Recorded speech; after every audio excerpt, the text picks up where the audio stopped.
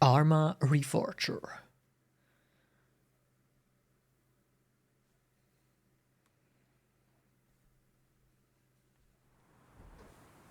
Welcome to Arland.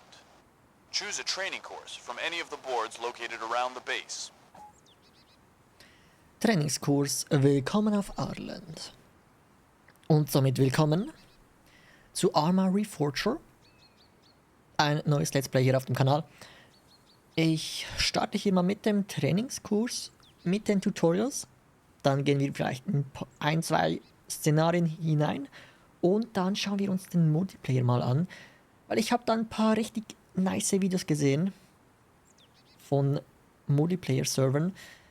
Und ja, irgendwie hat es mich dann doch mal gewundert, ob auch ich sowas erleben kann. Mal schauen, werden wir sehen. Wähle einen Trainingskurs an einem beliebigen Schnellreisepunkt in der Basis aus. Ja, fangen wir gleich mal einfach hier an.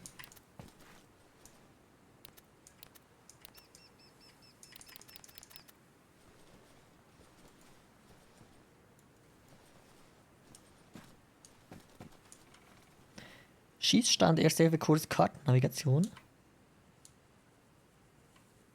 Make your way through the obstacle course as fast as you can. Okay. Run across the balancing beam. Go.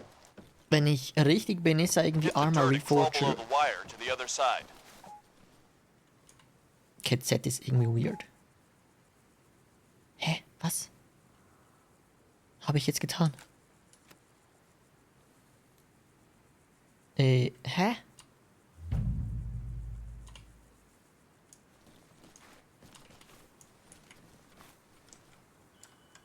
Wieso zeigt sie mit Z an, wenn Z was anderes ist? Fängt ja schon gut an.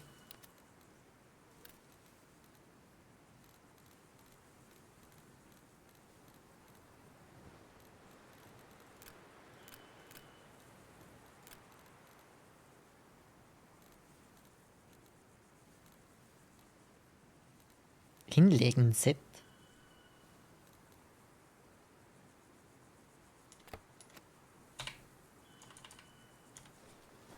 Ach so, gut. Tastatur ist auf Englisch eingestellt. Sehr gut. Ich wollte Now, gerade sagen, vault over the obstacles. Up and over. wenn ich das richtig verstanden habe, ist Arma Reforger irgendwie,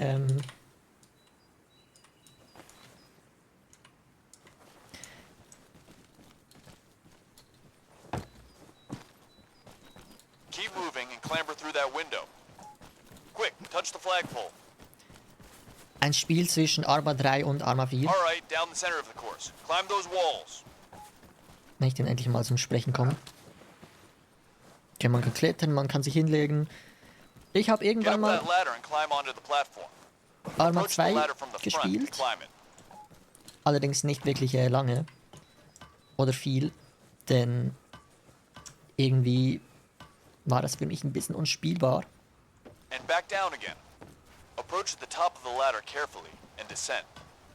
Oder viel zu kompliziert. Okay, sprint to the finish, soldier. Ich bin mir da nicht mehr ganz sicher.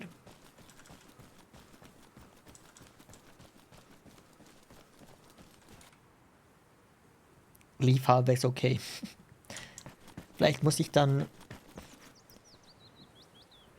die Steuerung ein bisschen umschalten oder auf meine Präferenzen Welcome einstellen. to the firing range. Go on over to the table and pick up a rifle. Willkommen beim Schießstand. Geh rüber zum Tisch und nimm das Gewehr mit der Aktionstaste in die Hand. Waffe F. Ausrüsten F. Take the magazine from the ammo box on the table. Load the magazine.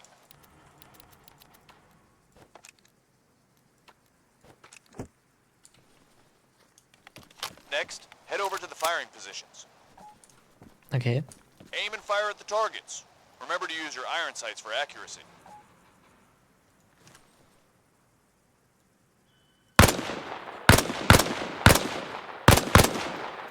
For improved weapon stability, adopt a lower stance. Knock down the next set of targets using the kneeling position. Okay, da muss man sich echt ein bisschen dran gewöhnen an diese Steuerung. The prone position, however, is by far the most stable for shooting. Engage the targets again, but lying down this time.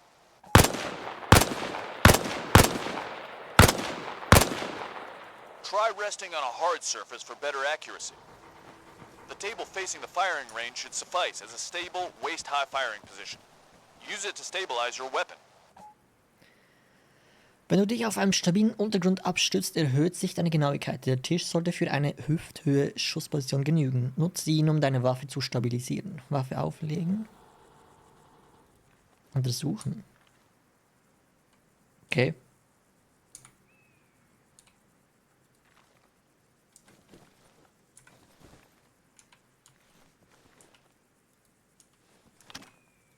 Ah, okay. Interesting.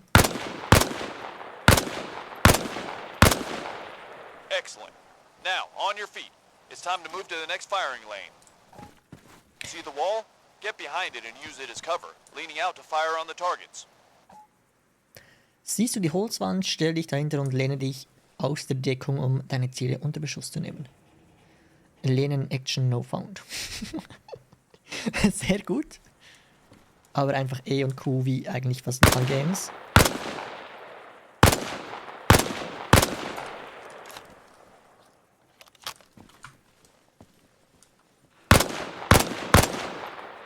Pick up the machine gun from the bench behind the firing line, and we'll learn how to properly deploy it for better accuracy.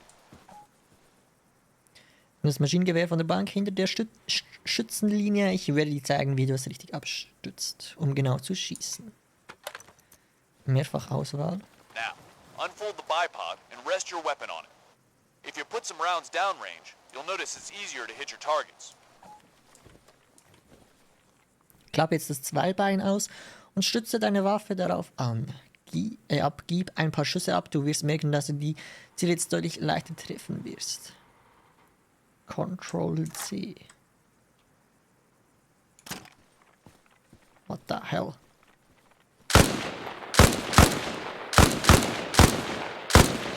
Okay. Genau schießen. Dafür bin ich nie gemacht. Open it and add a grenade to your inventory.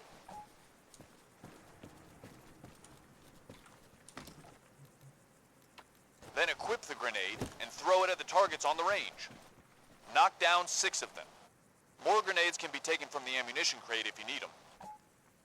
Rüste dann die Granate aus und wirf sie auf die Ziele. Du musst 6 davon umwerfen. Wenn du mehr Granaten brauchst, kannst du dir welche aus der Munitionskiste nehmen.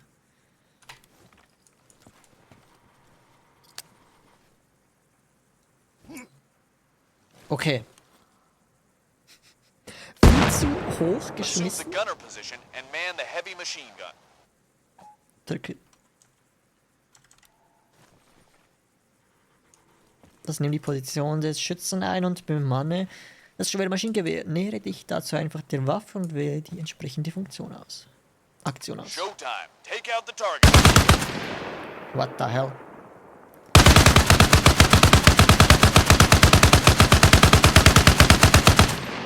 Now push it to the nearby table. Okay. Okay, X und F und Y und Z sind echt weirde Tasten, wenn man mich fragt. These can provide a basic degree of protection from enemy fire and fragments from explosives. However, they cannot and should not be relied upon. The purpose of such gear is to prevent lethal injuries. Move to the long-range firing position near the cliff, collect the M21 sniper rifle, and lay down on the mat so you can aim effectively. Begebe ich zur Feuerposition an der Klippe, nimm das M21 Scharfschützengewehr in die Hand und lege dich auf die Matte, um ruhig ziehen zu können. Machen wir das doch mal.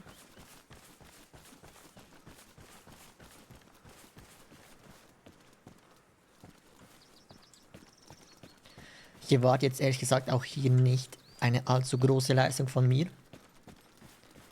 Denn, ja. Look towards a small island. You'll see numerous targets, about 10 meters apart.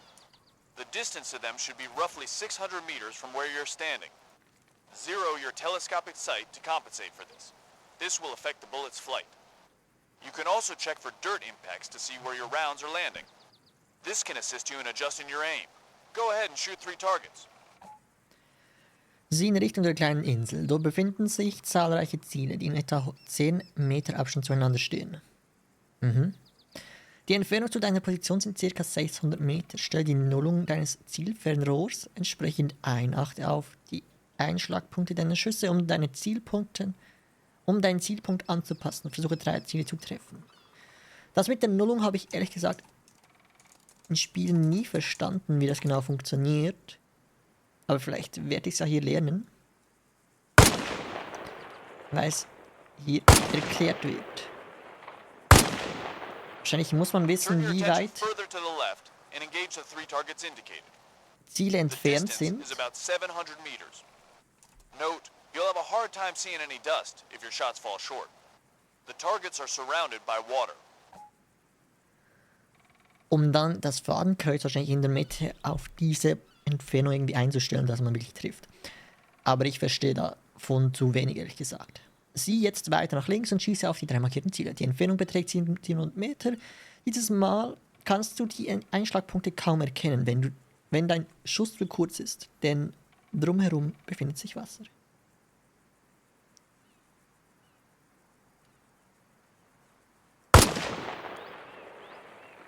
Nice shot. Alter, das ist ja ultra schwierig. Aber getroffen. Nice. Perfekt. Ist ja gar nicht allzu schlecht von mir. Erste-Hilfe-Kurs. Welcome to the first aid course. Here you'll learn some essential life-saving techniques. Nearby, we've staged a road accident. Get in the ambulance and drive to the scene. Field Hospital. Wir haben hinter mir einen Unfall inszeniert, steige in den Krankentransporter und fahre zur Unfallstelle. Folgenden Wegpunkten zur Unfallstelle.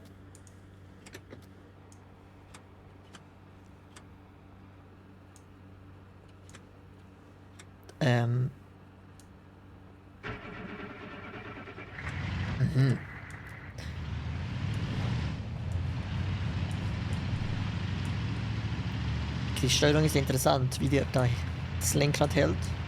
Und links irgendwie ein Knopf, der gar nichts macht. Stop at the road cones and exit the vehicle.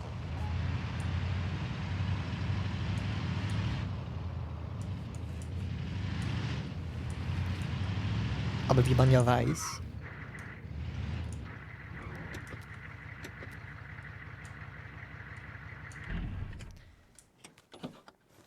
sind ja Arma Move to the 2 crash site and pull the unconscious driver from the vehicle. und Daisy sind ja ziemlich verwandt, weil das irgendwie eine Mod ist, die von Arma 2 wegging. Und Daisy habe ich auch öfters mal gespielt und das hier erinnert wirklich viel an Daisy. So von der Umgebung, Grafik und Steuerung her. Nähere dich dem Fahrzeug und wähle die Aktion kampffähigen Entfernen aus. Check the soldier's status. Ah, das sieht gar nicht gut aus. Untersuche den Zustand des Soldaten, indem du seinen Brustbereich fokussierst und die entsprechende Aktion auswählst. Ne, nicht durchsuchen. The soldier here is bleeding out, most likely from multiple wounds. To provide effective first aid, you'll need to prioritize your actions. First, limit any bleeding by applying bandages and tourniquets. Second, stabilize blood levels using saline. And third of all, if necessary, inject morphine. Tourniquets reduce bleeding from limbs, but will impair movement and accuracy. They may also be removed and reused. Equip a tourniquet now. You should have one in your inventory. If not, you can find one in the ambulance or in the nearby medical supply crate.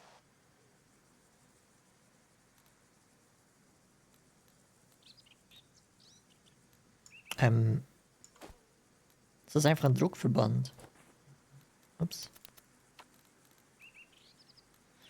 Ich kenne Turning Kits, ich weiß eigentlich, wie die aussehen, aber das ist Nicht das, was ich da habe. Mal kurz schauen.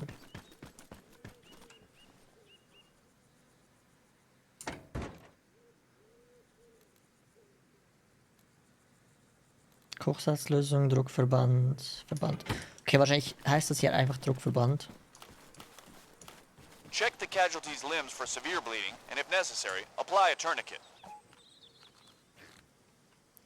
Focus on the wound. Obviously, a tourniquet is useless for head and chest injuries, so you have to prevent further bleeding using a bandage. You can find a bandage in your inventory, an ambulance, or in a medical crate. While still looking at the soldier's chest, apply the bandage. Echt sehr realistisch gemacht, dass man wirklich alles Having einzeln... stopped the bleeding, bandage the leg you previously applied the tourniquet to.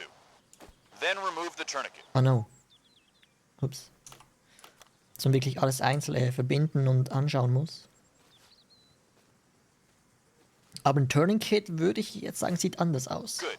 The Als ein casualty is Druckverband. stable, but they've lost a lot of blood. Give them the saline solution to normalize their blood levels. Take in hand a saline IV bag and administer it through one of the casualty's arms.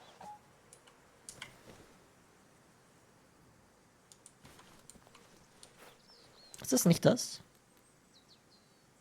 Nee, Verband. Kochsalzlösung 5. To help injured comrades manage pain and even get them to their feet, morphine can be used. Equip the morphine now. Administer the morphine to the wounded soldier. Looks like this wounded soldier is going to pull through. They'll soon be healed and back in action. Okay, das ist echt viel zu beachten. Puh.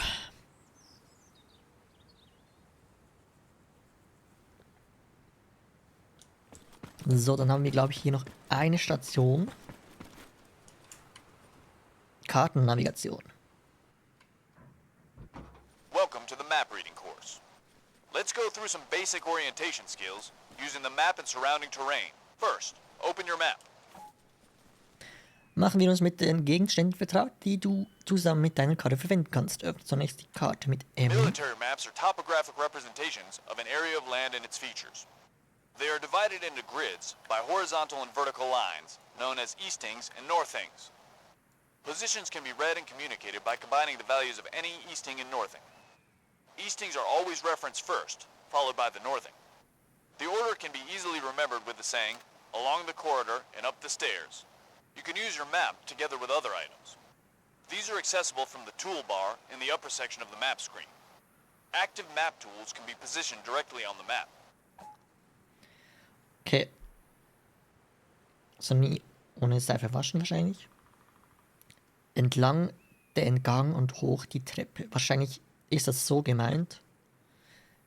Wenn ich das richtig verstanden habe, wählt das hervorgehobene Kompasssymbol aus. A compass is a useful device for determining cardinal directions and calculating azimuths. Its needle will always align with magnetic north. The angles of your compass are always provided in degrees as well as milliradians. North corresponds to 0 degrees, east is 90 degrees, south is 180 degrees, and west is 270 degrees. On military compasses, markings are coated in self-luminous materials, allowing them to be read in low light or nighttime conditions. A protractor is an indispensable instrument for map-based navigation and coordinating actions such as fire support. Its measurements are given in both degrees or milliradians for greater accuracy. Being able to use a protractor is considered a necessary soldiering skill. Once you're ready to continue, close your map. Okay, das Teil habe ich noch nie gesehen in meinem Leben. Mal schauen, wie es laufen wird. Even if you think you know your position, it's good practice to orient yourself using salient features nearby. Take out your compass. You should have one in your inventory. K für Kompass. Hol deinen Kompass aus dem Inventar, sollst du dich trotzdem an umliegenden Referenzpunkt orientieren. Orient yourself north. The needle on the compass should be aligned with the back line on the dial and pointing forwards. Huch. Next, Richte dich nach rotate your Norden compass aus. until the azimuth angle is at 15 degrees. Rotiere deinen Kompass jetzt auf Azimuth 15 Degrees. Du sollst einen Leuchtturm in der Ferne sehen. Lighthouses lighthouses are useful landmarks. Their proximity to the sea, as well as the fact that they're always marked on a map, can help you pinpoint your location. Turn to an azimuth reading of 235 degrees, where you should be able to see a church. 235. Churches are easily identifiable and have their own symbol on a map. Turn your compass so the azimuth angle is aligned at 260 degrees. You should be facing the outskirts of the village, near the church. Was, 260? Sorry. Settlements, such as villages and towns, are always marked on your map. These can provide helpful points of reference. Alright, let's identify one last location. Move your compass so the azimuth angle reads 300 degrees. Now that you know more about your surroundings, let's try and pinpoint exactly where you are. Once again, open your map. Okay. Das ist ein Leuchtturm Richtung Nordosten. Südwesten ist eine Kirche. Im Westen ein Dorf. Custom map markers can be placed on the map at any time. Also wir wissen schon mal, dass wir bei einem Leuchtturm sind. Und eine Kirche sehen. Eigene Kartenmarkierungen können jederzeit platziert werden. Diese können privat oder öffentlich sein. Private Markierungen sind nur für dich selbst sichtbar, und während öffentliche Markierungen auch für andere Spieler zu sehen sind. Um eine Markierung hinzuzufügen, bewege den Mauszeiger auf die gewünschte Position auf der Karte und öffne das Kartenkontextmenü.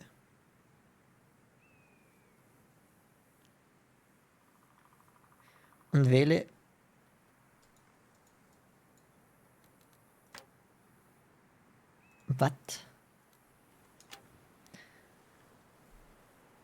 und wähle Markierungen und dann eigene Markierung.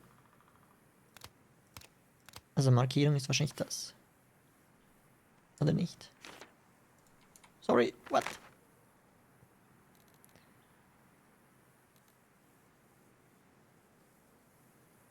Was ist das Kartenkontextmenü?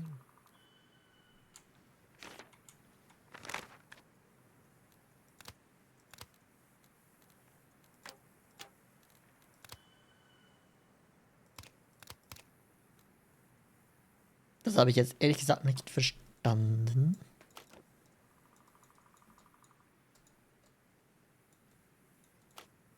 Ah, jetzt.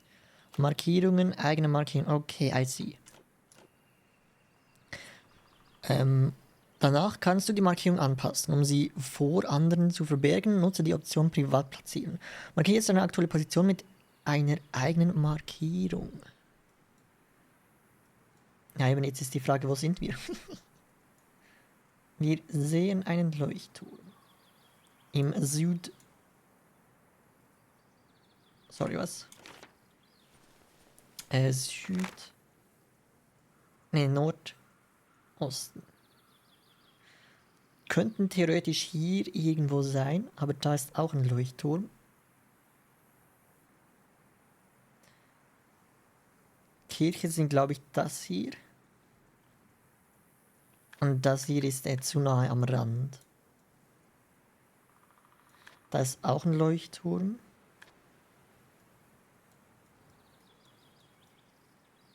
Da ist auch ein Leuchtturm.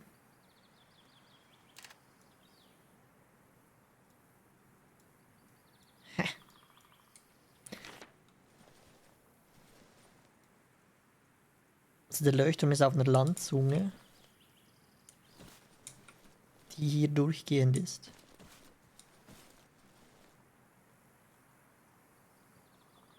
Ich weiß da nicht.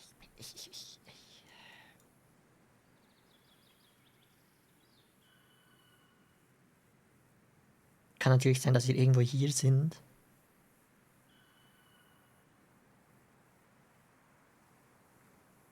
Und da ist eine Kirche und da wäre ein Dorf. Ich glaube, ich werd's verkacken hier. Weil von hier aus sehe ich eigentlich keine Kirche. Das kann schon mal nicht sein.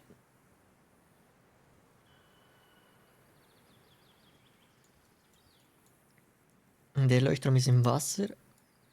Der Leuchtturm ist auch halbwegs im Wasser. Eigentlich müssen wir irgendwo hier sein. Die Kirche ist im Südwesten, 260 im Südwesten.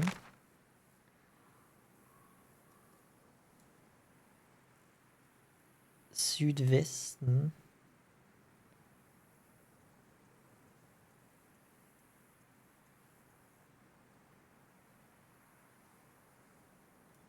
I don't know, ob ich das jetzt richtig mache.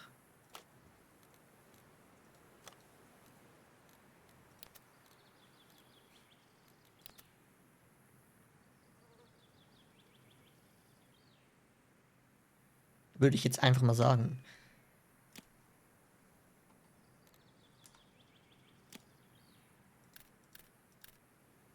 Dass wir ungefähr da sind. Vielleicht.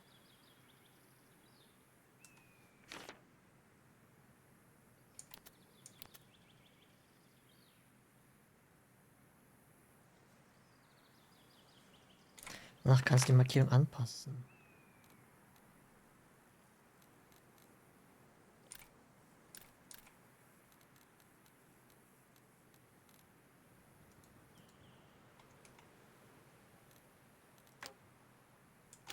Hä?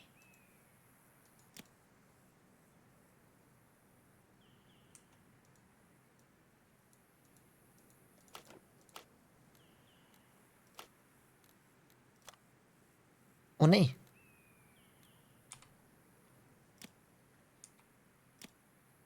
Und wie löscht man die wieder?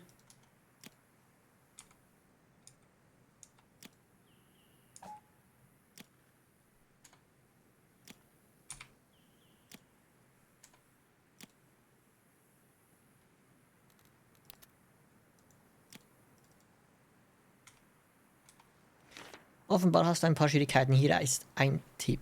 Der Leuchtturm, den du bereits mit Hilfe des Kompass gefunden hast, sollte sich in der Nähe von Raster 035 und 036 befinden. Er ist jetzt markiert.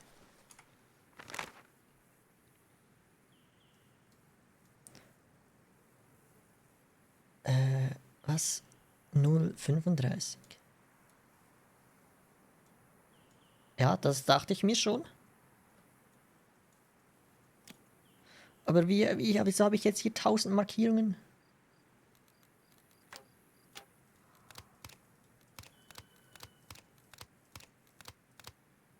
Wie kriege ich die wieder weg?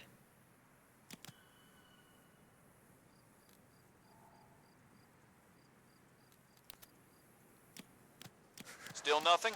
Hä? Do you remember the church? It's on grid 0300015. You ought to be somewhere north of there.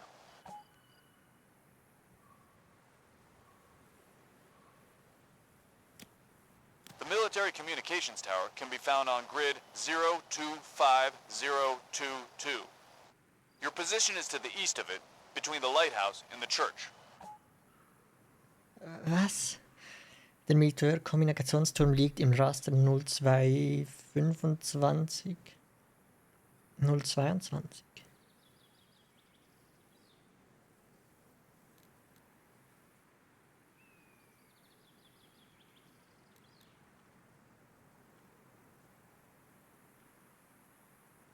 Was hier?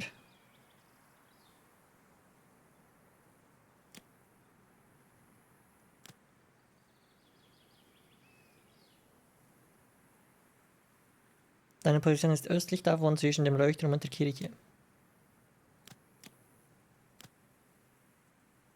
Wie kann man die alle wegnehmen? Ich bin gerade so überfordert. Oh Gott. Wie kann man die löschen? Anyhow, you get the gist. Your starting position was grid 03017. That's now been marked. Let's move on. Da unten. What? Find grid 023017 and create another marker there. 02. Ne, da unten. Ich check gar nichts. Finde Raster 023 und 017. Also 023 ist ja hier. 017 ist irgendwo ganz woanders. Wenn ich es richtig verstanden habe. Wahrscheinlich eben nicht.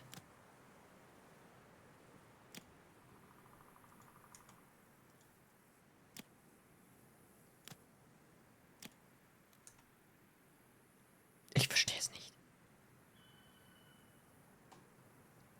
023, 017.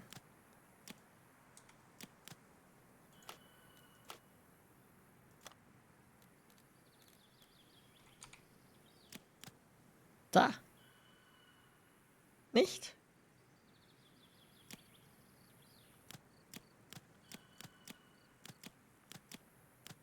Bin ich doof? Ich verstehe es nicht. 1000 Markierungen.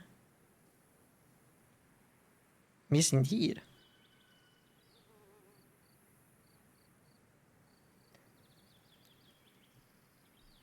Finde Raster 023.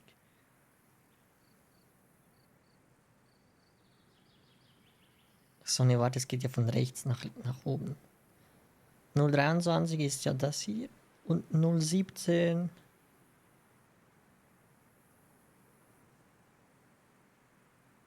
Ist hier.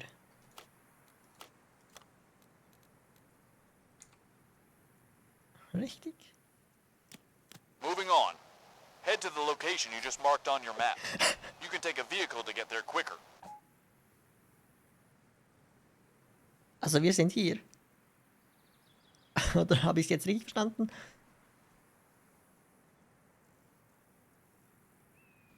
Weiter geht's. Begib dich an die Position, die du gerade auf der Karte markiert hast. Du kannst ein Fahrzeug nehmen, damit es schneller geht. Wenn ich es richtig verstanden habe, sind wir hier. Oder? Einfach nach Westen. Naja. Ich sag mal so. Ich glaube nicht, dass das gut kommt. Aber dann habe ich ja die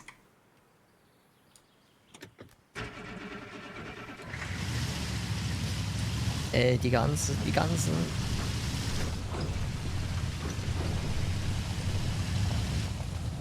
nicht Geschwindigkeiten, Entfernungen ganz falsch eingeschätzt. Ich muss vielleicht dazu sagen, ich habe nie eine Karte so gelesen mit Kompass und allem drum dran. Ich habe zwar in der Schule manchmal einen Orientierungslauf gehabt, also im Sportunterricht. Und da musste man ja auch Karten lesen können. Und meistens war ich der die Karte da gelesen hat. Hat man vielleicht jetzt nicht unbedingt gesehen. Aber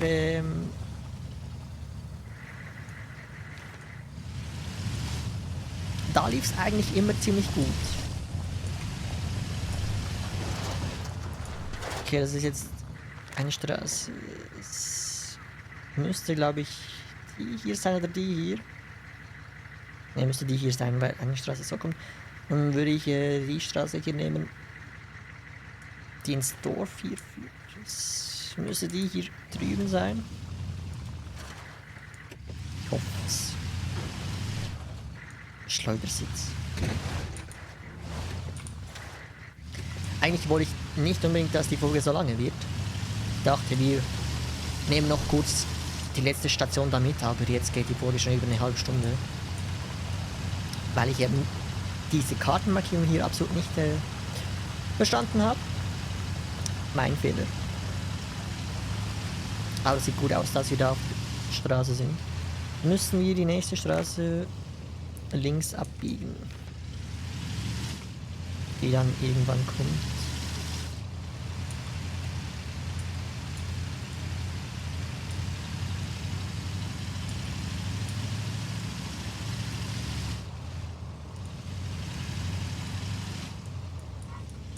Müsste eigentlich hier sein.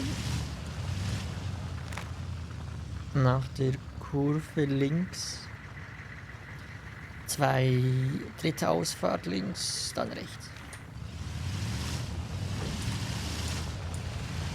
Also 1.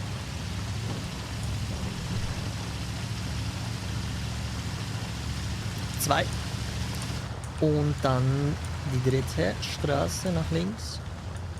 Und dann nach rechts. Sorry, dass es jetzt so lange ging mit dieser Karten-Navigations... Okay, good. That's the basics.